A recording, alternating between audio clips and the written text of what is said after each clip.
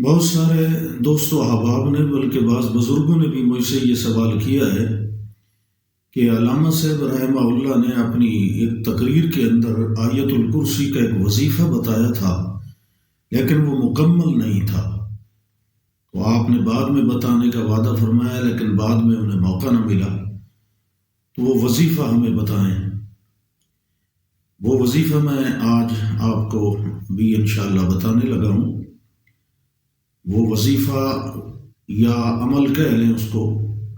یقیناً جو ہے وہ بہت سارے فوائد کا حامل ہے،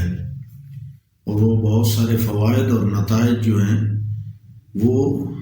تجربے میں حاصل بھی ہو چکے ہیں۔ رزق میں برکت بھی اللہ تعالیٰ ضرور عطا فرماتے ہیں، اور مقبولیت عامہ میں بھی اضافہ ہوتا ہے۔ دشمنوں اور فتنہ پرداز قسم کے جو لوگ ہوتے ہیں ان کی عداوت اور فتنوں سے بھی انسان محفوظ رہتا ہے۔ لیکن یہ عمل ہو یا کوئی دوسرا عمل یا وظیفہ آپ کریں تو ہر وظیفے سے پہلے انسان کو کچھ اپنے اندر لوازمات پیدا کرنے ضروری ہوتے ہیں۔ سب سے پہلے تو یہ ہے کہ انسان کے اندر تقوی و طہارت ہو، یعنی اس کی زبان پر جھوٹ نہ ہو، وہ فحش گوئی کا عادی نہ ہو، حرام کھانے والا نہ ہو، کسی کی غیبت اور بدگوئی کرنے والا نہ ہو۔ اور پھر یہ ہے کہ اس کے اندر جو وظیفہ پڑھ رہا ہے، جو عمل کر رہا ہے، اس پر کامل یقین بھی ہو،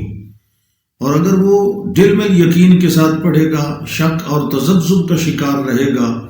تو وہ بے شک ساری زندگی پڑھتا رہے، اسے کوئی فائدہ حاصل نہیں ہوگا۔ اور تیسری جو لازمی شرط ہوتی ہے اس کے ساتھ ساتھ وہ یہ ہے کہ کامل یکسوئی کے ساتھ پڑھا جائے، اپنا دھیان اور اپنی جو ہے توجہ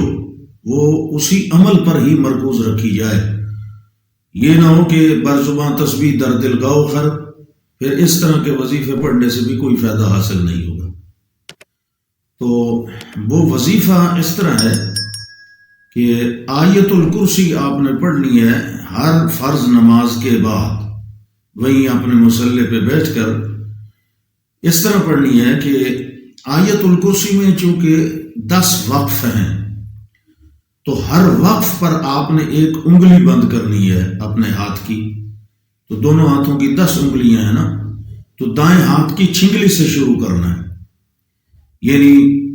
اللہ لا الہ الا هو الحی القیوم۔ تو اسی طرح آگے مکمل پڑھتے جائیں، جس جملے پر وقف آتا جائے آپ ایک ایک انگلی بند کرتے جائیں۔ پہلے ہاتھ کی جو 5ویں انگلی یا انگوٹھا ہے وہ بند ہوگا، من ذا الذی یشفع عندہ الا باذنہ۔ پھر آپ نے بائیں ہاتھ کی چھنگلی وہ یعلم ما بین ایدیہم وما خلفہم، اس پر بند کرنی ہے۔ پھر آگے اسی طرح ہر وقف پر انگلی بند کرتے جائیں، اور آپ کے بائیں ہاتھ کا جو انگوٹھا ہے وہ بند ہوگا وہو العلی العظیم پر۔ تو اس طرح آپ نے دونوں ہاتھوں کی جو انگلیاں ہیں یہ بند رکھنی ہے، اور بند مٹھیوں کے ساتھ آپ نے بسم اللہ الرحمن الرحیم الحمدللہ رب العالمین آخر تک سورۃ فاتحہ پڑھ کر پھر اسی طرح آمین کے بعد دوسری بار پھر سورۃ فاتحہ شروع کرنی ہے، پھر تیسری بار یعنی بسم اللہ الرحمن الرحیم کی جو میم ہے اسے الحمدو کی لام کے ساتھ ملانا ہے، الحمدو کا درمیان میں جو حمزہ وصلی ہے اسے نہیں پڑھنا۔ بسم اللہ الرحمن الرحیم الحمدللہ رب العالمین 3 بار یہ اس طرح سورہ فاتحہ پڑھنی ہے، پھر اس کے بعد 3 بار آپ نے سورہ اخلاص پڑھنی ہے، پھر 3 بار درود شریف پڑھنا ہے۔ یہ پڑھنے کے بعد آپ نے آسمان کی طرف منہ کر کے پھونک مار دینی ہے۔ یہ اسی طرح مٹھیاں آپ کے دونوں ہاتھوں کی بند رہیں گی۔ پھر آپ نے یہ مٹھیاں کھولنی ہیں کس طریقے سے ہیں، وہ اس طرح کھولنی ہے کہ سورہ فاتحہ بسم اللہ کے ساتھ ملا کر پڑھیں گے ہر بار، اور ایک ایک انگلی کھولتے جائیں گے۔ جس ترتیب کے ساتھ آپ نے بند کی تھی اسی ترتیب کے ساتھ آپ ایک ایک بار سورہ فاتحہ پڑھیں گے ہر انگلی کھولتے وقت، اور پھر انگلی کھولتے چلے جائیں گے۔ جب دونوں ہاتھوں کی آپ انگلیاں کھول لیں گے اس وقت آپ نے دونوں ہاتھوں کی ہتھیلیوں پر پھونک مار دینی ہے اور آپ نے سارے جسم پر وہ جہاں جہاں تک آپ کے ہاتھ پہنچ سکتے ہیں وہاں اپنے ہاتھ جو ہیں وہ پھیر دیں۔ تجربہ اس وظیفے اور عمل کا یہ ہے، یہ قرآنی وظیفہ ہے، اس میں کوئی غلط چیز تو ہے نہیں۔ تجربے سے یہ بات اور مشاہدے میں بھی آ چکی ہے کہ اس وظیفے کے بے شمار فوائد ہیں۔ روزی میں برکت تو الحمدللہ لازماً ہوتی ہے اللہ کے فضل سے،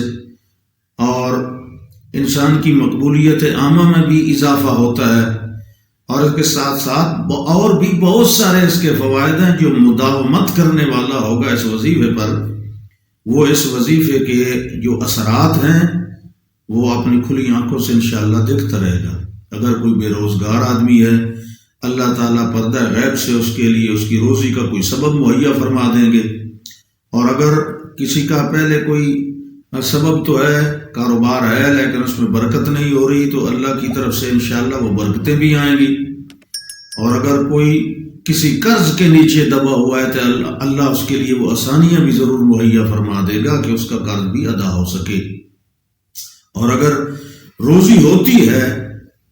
پیسہ بھی ملتا ہے لیکن اس میں برکت نہیں ہوتی، ضائع ہو جاتا ہے، بچت نہیں ہوتی، اور ادھر ادھر فضول کاموں میں وہ خرچ ہو جاتا ہے، ضائع ہو جاتا ہے، تو اللہ تعالیٰ اس وظیفے کی برکت سے بفضل ہی و برحمت ہی انسان کے لیے وہ ساری پریشانیاں دور کر کے گنجائش اور کشائش پیدا فرما دیتا ہے۔ اور یہ میرے والد گرامی یعنی حضرت علامہ احمد سعید خان صاحب رحمۃ اللہ تعالی علیہ کا یہ فرمودہ عمل ہے، اور